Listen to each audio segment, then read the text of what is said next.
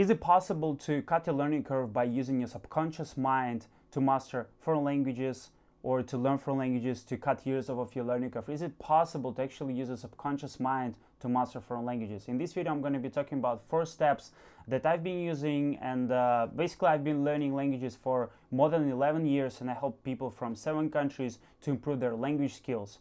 I basically coach people to speak better Chinese, Korean, Russian, and as for now, I have a massive experience when it comes to helping myself and also helping other people to master languages. And in this video, I'm going to be talking about the basic framework of how our brain works and how we can utilize it, how we can utilize those 4 steps that I'm going to be talking about in order to develop better learning methods for ourselves, choose proper methods, and basically accelerate our learning curve. So the very first step that I'd like to talk about is called priming, associative priming.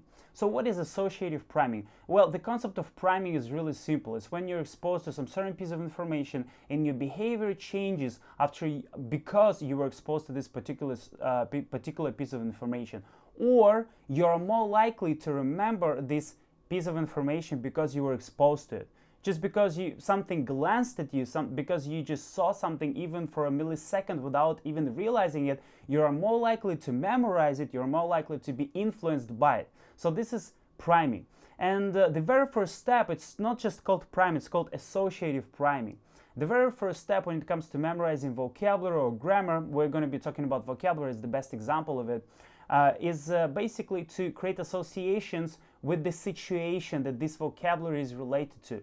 This is the reason why flashcards don't work that much for memorizing vocabulary. The most important reason is that those flashcards are not related to some context. They're not related to some situation. They're just random pieces of information which our brain cannot connect them to the situation.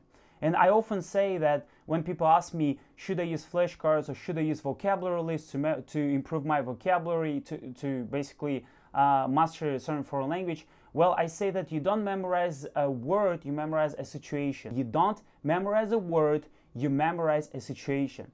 And this is extremely important to understand. This is why it's called associative priming. It's because you memorize this word in the context. I'm going to be talking about the practical thing, like the practical steps on how to do it. So the best way to memorize vocabulary or grammatical pattern is to understand the information, to break down this word, understand the information. If you are talking about Chinese, you break down each and every character.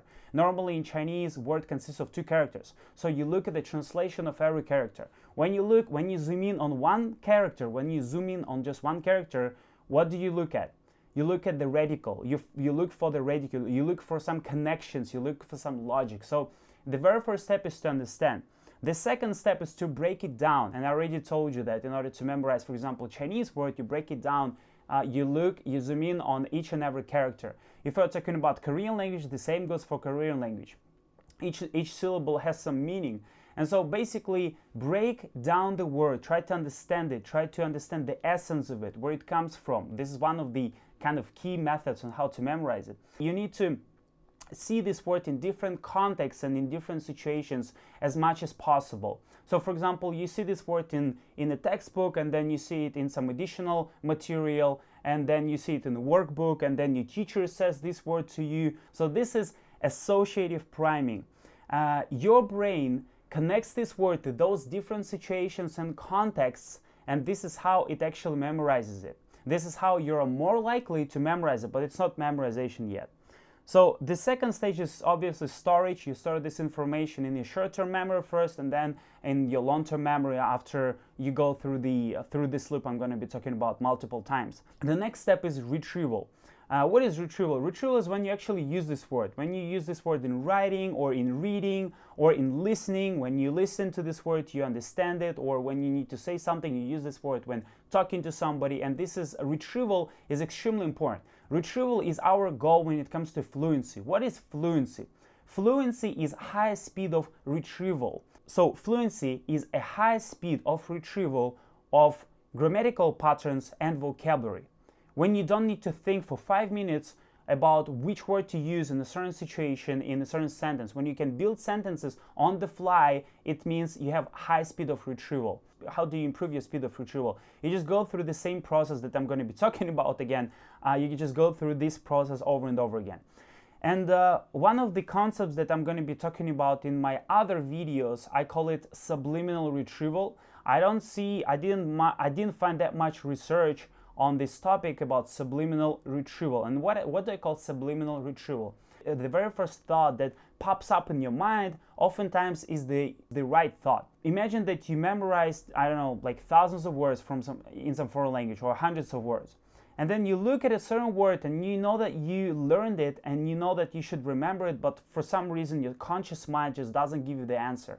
And in this situation, you completely relax, you probably distract yourself, you look at your phone, and then all of a sudden, just this thought just pops up in your mind out of nowhere.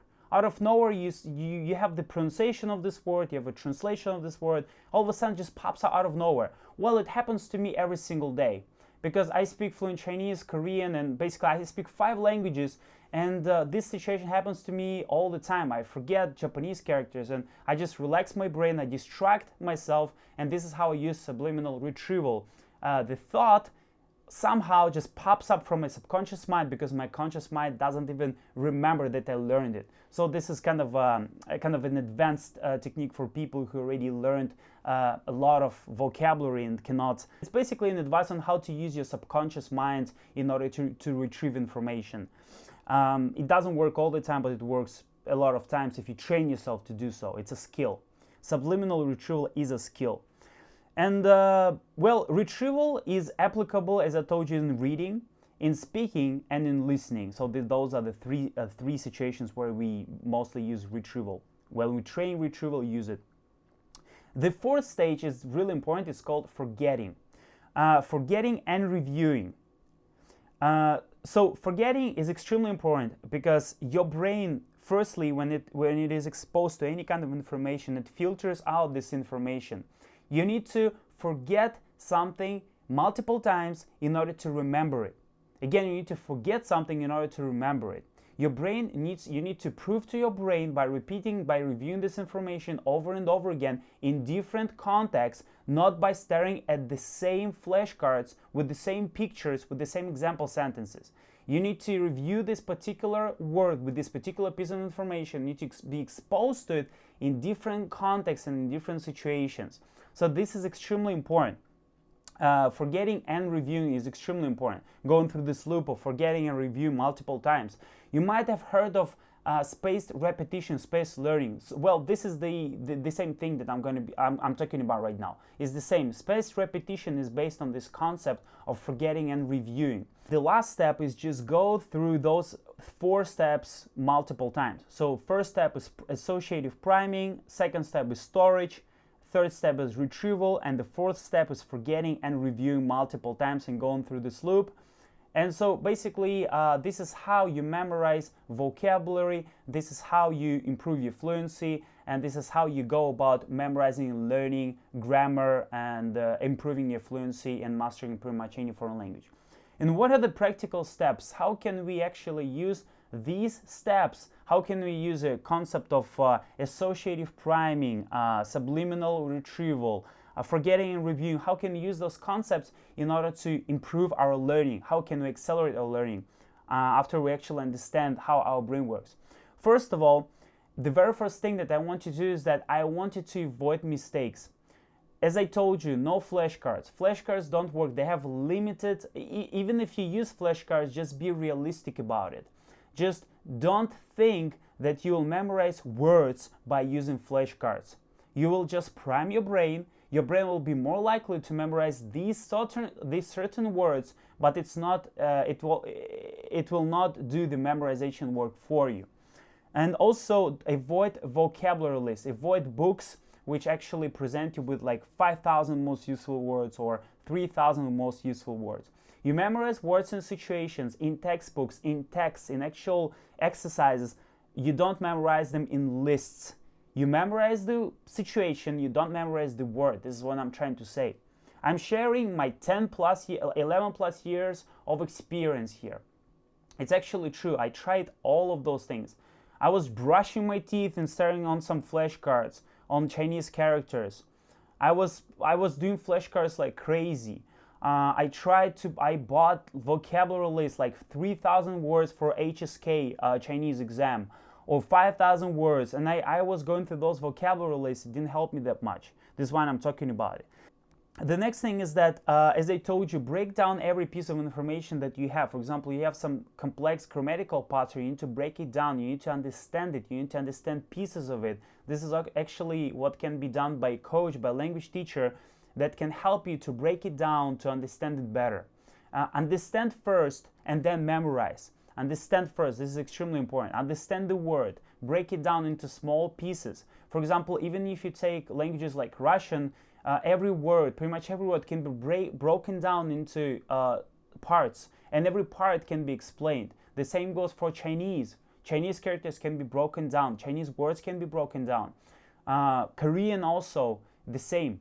And also another thing is use pre-testing. In order to accelerate this loop, in order to basically learn faster, you need to use pre-testing. What is pre-testing? Pre-testing is when you ask a question before you give yourself an answer. Let's say you work with a textbook, before looking at the vocabulary list, try to read the text and then look at the vocabulary list. Try to guess first and then look at the answer. Try to listen to this particular text. I'm talking about how to work with textbooks. Try to listen to it and then read it. And then after reading it, after guessing the meaning of the words, the meaning of the sentences that you didn't understand, only after that, look at the vocabulary list. So this is the most important thing, pre-testing. Pre-test yourself. It's a scientifically proven method. Scientists divided students into two groups. The first group were presented with questions before they were presented with the material. And the second group just went through a traditional method. And so both groups were tested after it, and the group which was pre-tested, it did significantly better on the final exam than the group which was not pre-tested, because they basically knew what to focus on. Another thing that I'd like to tell you, I'd like to close this video with the notion that don't avoid this mistake of learning by yourself. You'll waste years of your life if you think that you can learn, that you can master a foreign language by yourself. It's like being your own doctor. It's like being your own dentist. You need to go through multiple feedback loops. You need to go through so many feedback loops all the time. When speaking, somebody should correct you. When reading a text, somebody should correct your pronunciation. Somebody should answer your questions, breaking down all those words for you, explaining it to you. And another thing is that people are social creatures. We are social. We learn with other people. Language is the tool of communicating with other people. And if you learn by yourself without learning with other people, without learning with teachers, without learning with coaches, you're missing out on your speed of learning. You can learn much faster if you find a teacher or if you find a course and learn with other people while going through multiple feedback loops. And also another thing that I like to tell, like the final thing is that about why you shouldn't learn by yourself is that, when people learn a language by themselves, you can actually say that they learned by themselves. And in many cases, it comes up as wrong pronunciation, as a wrong grammar.